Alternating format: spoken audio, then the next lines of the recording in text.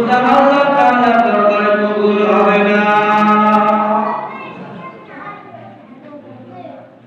এক নাম্বার হক হলো আপনার জবানকে আপনি হেফাজত করতে হবে।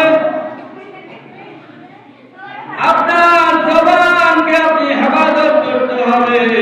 আপনার জবানের দ্বারা যেন শরীয়তের বিরোধী কোনো কাজ, কোনো কথা বাহির না হয়, সেই দিকে আপনাকে সচেতন থাকতে হবে। জবান দিয়ে গীবত করা হয়, আপনাকে গীবত থেকে বাঁচতে হবে। জবান দিয়ে শিকায়ত করা হয়, আপনাকে শিকায়ত থেকে বাঁচতে হবে। জবান দিয়ে পরনিন্দা করা হয়, আপনাকে পরনিন্দা থেকে বাঁচতে হবে। যে জবান দিয়ে চুগলখড়ি করা হয়, আপনাকে চুগলখড়ি থেকে বাঁচতে হবে। জবান দিয়া মিথ্যা কথা বলা হয়, আপনাকে মিথ্যা কথা থেকে বাঁচতে হবে। জবান দিয়া আর অন্যায় কথা আছে যেগুলো, ওইগুলো থেকে আপনাকে বেঁচে চলতে হবে। এক নাম্বার হলো জবানের হেফাজত। দুই নাম্বার কর্ণের হেফাজত। আপনার কানকে হেফাজত করতে হবে। বেগানা নারীর কণ্ঠ থেকে আপনার কানকে আপনি হেফাজত করতে হবে। গান বাজনা থেকে আপনার কানকে আপনি হেফাজত করতে হবে। গুনাহ জিনিস থেকে আপনার জবান, আপনার কানকে আপনি হেফাজত করতে হবে। একজনে গীবত করে, শিকায়ত করে, চগলখড়ি করে, মিথ্যা কথা বলে, আপনি বুঝেছেন তখন ওইখান থেকে আপনার কানকে হেফাজত করার জন্য আপনি ওই কান থেকে চলে আসতে হবে। রোজার ভাইরা তিন নাম্বার হলো চোখের হেফাজত। অন্যায় কাজ থেকে চোখকে হেফাজত করতে হবে। পুরুষ হলে বেগানা নারী থেকে চোখকে হেফাজত করতে হবে। আর নারী যদি হয় তাহলে বেগানা পুরুষ থেকে চোখকে হেফাজত করতে হবে। অশ্লীল জিনিস দেখা থেকে চোখকে হেফাজত করতে হবে। চোখের যদি জানা হয়, চোখের জানা থেকে হেফাজত করতে হবে। খারাপ জিনিস দেখা থেকে আপনার চোখকে আপনি হেফাজত করতে হবে। চার নাম্বার হলো হাতের হেফাজত। হাতকে হেফাজত করতে হবে। ও নবীর উম্মতের দল, হাতকে জুলুম থেকে হেফাজত করতে হবে। গায়ে কার উপরে হাত দিয়ে জুলুম করা যাবে না। অন্যায় ভাবে কার উপরে হাত দিয়ে আক্রমণ করা যাবে না। হাতকে জুলুম থেকে হেফাজত করতে হবে। হাতকে চুরি থেকে হেফাজত করতে হবে। হাতকে শরীয়তের বিরোধী কাজ থেকে হেফাজত করতে হবে। হাতকে যত শরীয়তের বিরোধী কাজ আছে সমস্ত কাজ থেকে হাতকে হেফাজত করতে হবে। পাকে হেফাজত করতে হবে। কেন? পাকে শরীয়ত বিরোধী কাজ থেকে হেফাজত করতে হবে। দোস্ত বুজুর্গ, আপনার অন্তর যে আছে কলব, আপনার কলবকেও গুনার কাজ থেকে হেফাজত করতে হবে। সবচেয়ে গুরুত্বপূর্ণ যেটা, সেটা হলো কলব। আগে দিলের মধ্যে ইচ্ছা পয়দা হয়।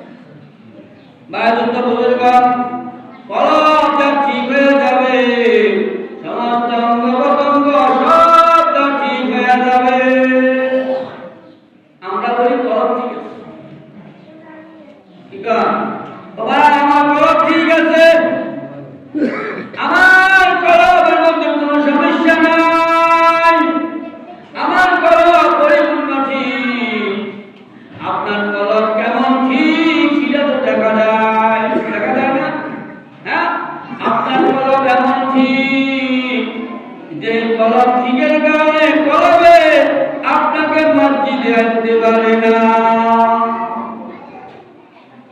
জুমার নামাজ পড়তে আসে, ওয়াকিয়া নামাজের খবর নাই।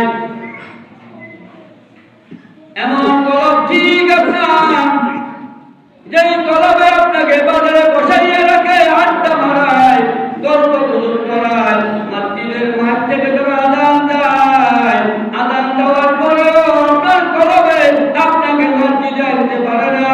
আপনার কলব কেমন ঠিক আছে?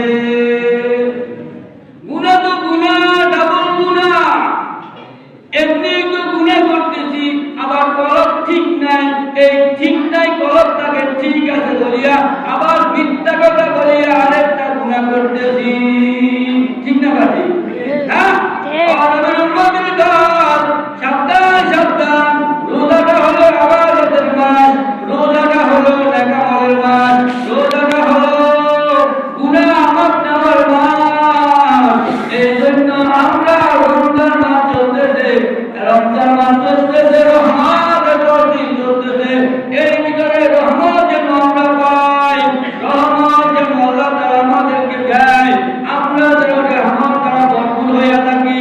আমার জিন্দেগির গুনাহগুলো যেন আমি ক্ষমা করে দিতে পারি, এই প্রস্তুতি, এই প্রতিজ্ঞা, এই নিয়ত করে আমাকে আমাদের জিন্দেগি করতে হবে। পারবো তো ইনশাআল্লাহ? পারবো তো ভাই ইনশাআল্লাহ? ভাই সময় কার জন্য বসে থাকবে? বসে থাকবে না। আমার বাবার জন্য কি সময় বসেছিল? না, ছিল না। আমি এখনো শিশু ছিলাম, আস্তে আস্তে যুবক হলাম, যুবকের পরে বৃদ্ধ হলাম, বৃদ্ধর পরে দুর্বল হয়ে গেলাম, দুর্বল হওয়ার পরে কবরে চলিয়ে গেলাম।